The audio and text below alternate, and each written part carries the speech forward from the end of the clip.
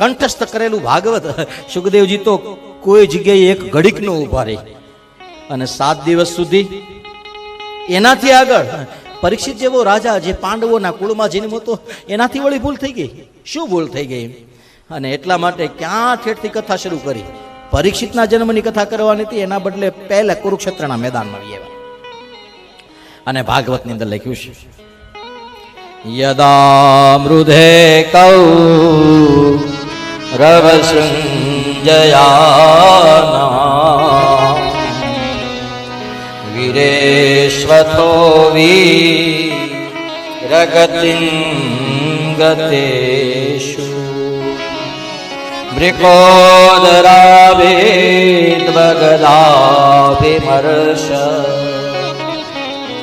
ભગનો રુદંદે ધૃતરાષ્ટ્રપુત્રે.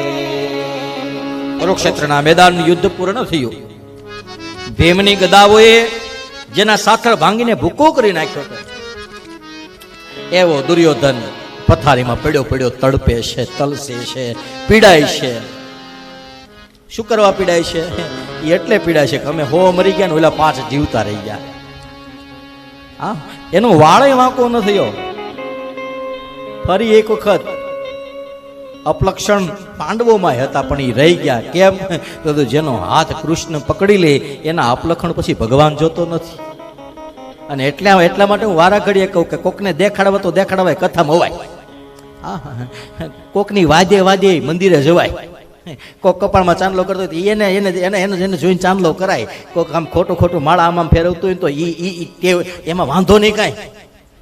હા, દેખાડો કરવામાં આ બધું કરવામાં કાંઈ વાંધો નહીં. આમ કરતા કરતા કોક દીક મેળ આવી જશે. હા, અજામિલે ક્યાં ભગવાનને સાથ કર્યો હતો? હા, એટલે તો નારાયણને સાથ કર્યો હતો. ગોરા કુંભારે ક્યાં ભગવાનને હાથ કર્યો હતો?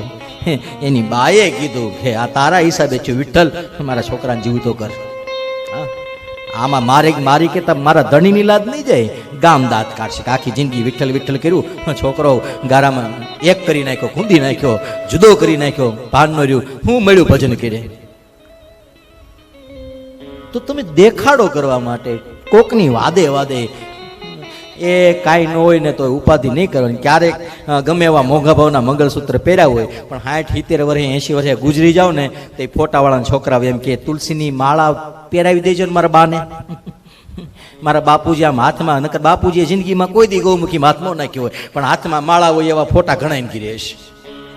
નાખ્યા હોય એનો વાંધો નહીં, ન નાખ્યા હોય એની વાત છે. કોકને દેખાડવા માટે, કોકની વાદે કાંઈક આ સત્કર્મ થઈ જાય. આમ કરતા મેળ આવી જાય.